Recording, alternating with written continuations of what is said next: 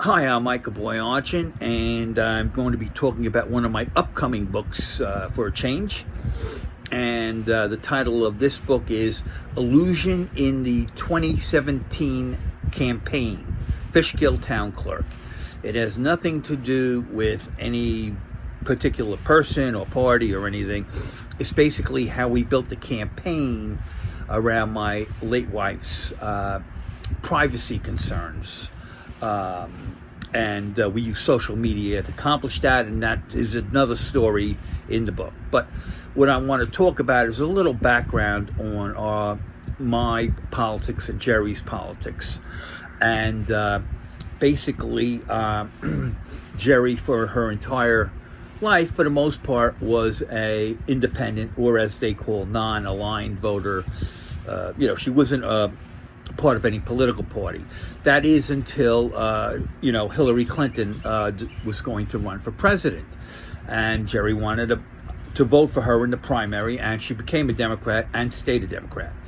And just so you know, we campaigned for Secretary Clinton for 4 years, 2 years with the super PAC, and then 2 years with the campaign. We were so many organizers up here in the Hudson Valley, some very talented people up here, and it was a pleasure working with them all. But I guess because of the great job Jerry did, the Democrats in Fishkill asked her if she would like to run for town clerk. And to my surprise, without hesitation, she said yes. Okay, and so with that, I became the campaign manager, having a little bit of experience in that area. So my background is, I'm not going to go all the way back to the beginning, but let's just say I was a Democrat, and then, and we could never figure it out, but when I became a Republican, and I became an active Republican when I got into law school, and saw that they needed someone to run the Republican club there, and I picked up the ball and ran with it.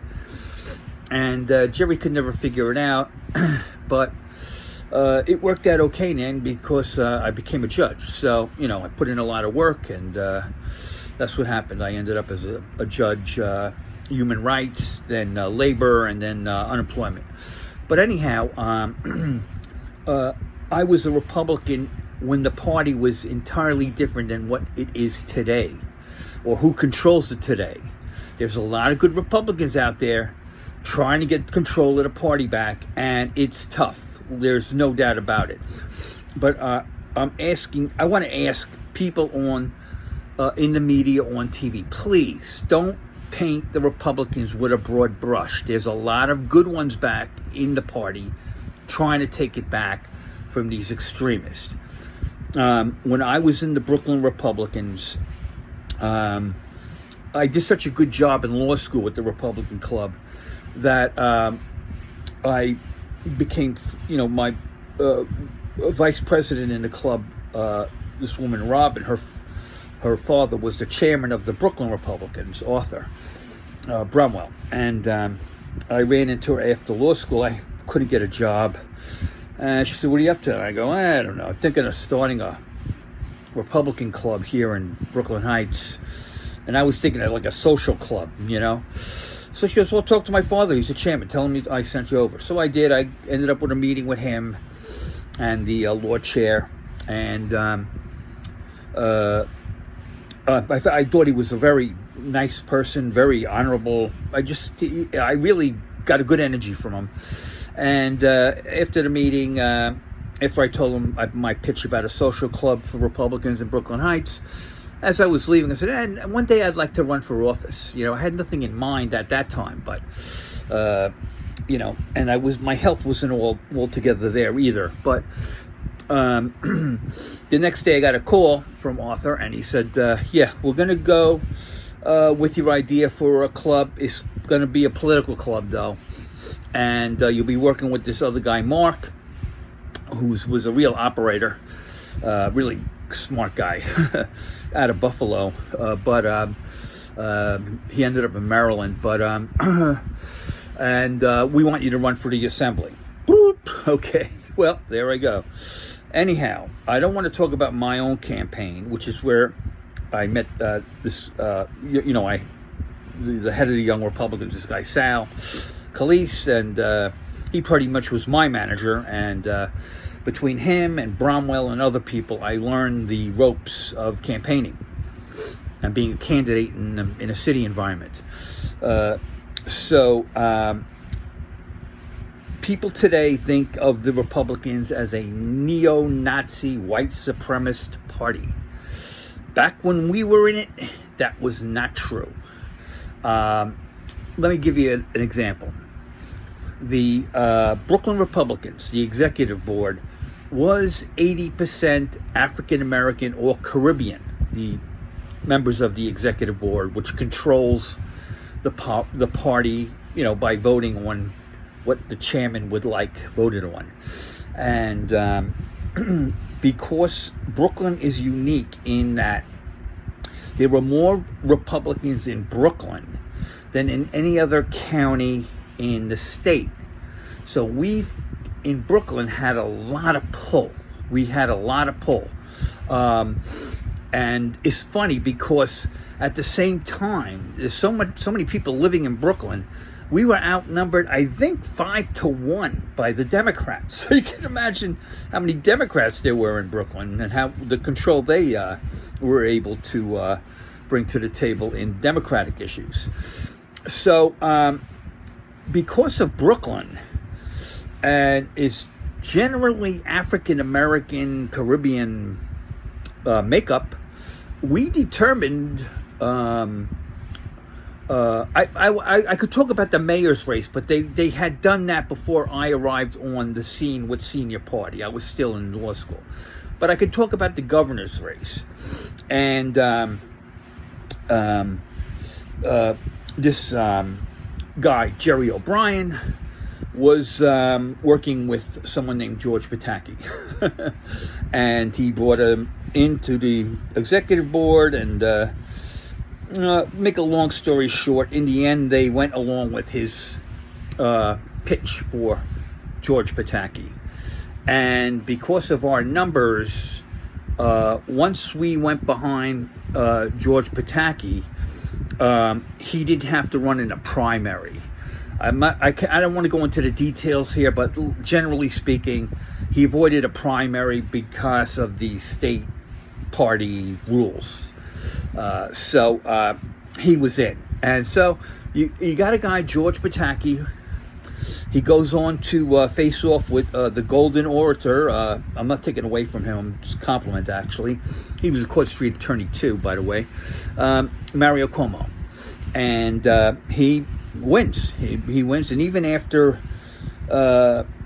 being betrayed by Rudy Giuliani, who was claimed to be a Republican, yet endorsed Mario Cuomo and almost jeopardized George Pataki's campaign. He wiped out my campaign and all the lower campaigns by doing that because we didn't have the money to bounce back from that kind of shock to the system.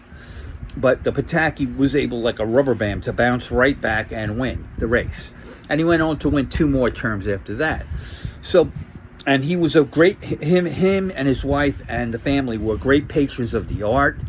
And they by no means right-wing or overly conservative. They were pretty moderate people and a lot of fun.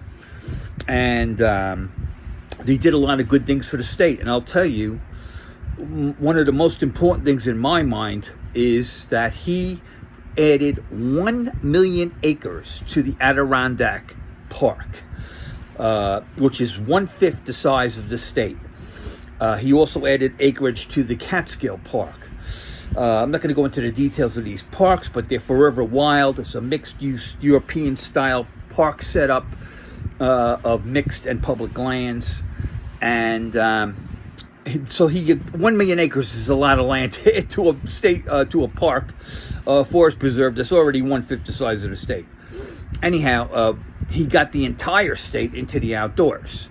Okay, so those are good things. Now, who brought this all on? The executive board of the Brooklyn Republicans, which is predominantly African American and Caribbean, not to mention other minorities that are involved in the party leadership in Brooklyn. So that's what it was like when I was involved.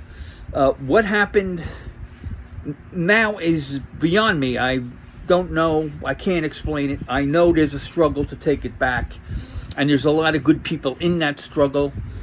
And sometimes I feel like they're going to pull it off. Sometimes I'm like, oh, God.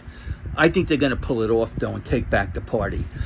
You watch and see. And again, the Republicans and the Democrats were different. But if you lost to a Republican back in those days, it wasn't like the country was going to go down the toilet, okay? It was just a little tilt to the right of center. And if the Democrats took control, it was a little tilt either to the left of center, or both parties could be right on center. I mean, there's this, this mistaken urban myth about Democrats in New York City being these way out left wingers. Not really true. Most are moderates and managerial in political style, just government workers basically. And the same for the Republicans. I mean, I was on a roundtable with William F. Buckley on his show Firing Line, and I asked him that question: is it today less ideological and more managerial in nature politics? And he agreed.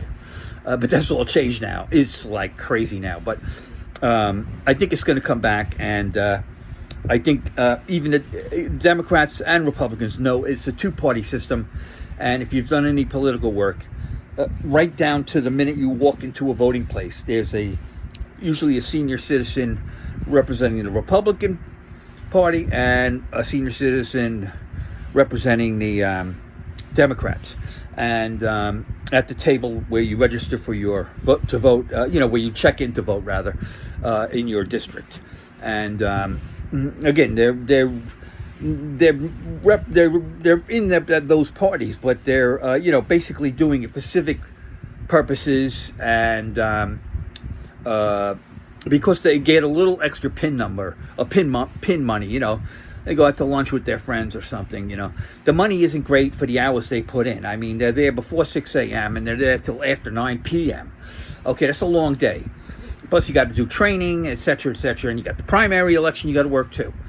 Anyhow, that's the story, and we'll let you know when the book is going to be published. It'll be published sometime this year, 2022, and it's called Illusion in the 2017 Campaign, Fishkill Town Clerk. Talk to you later.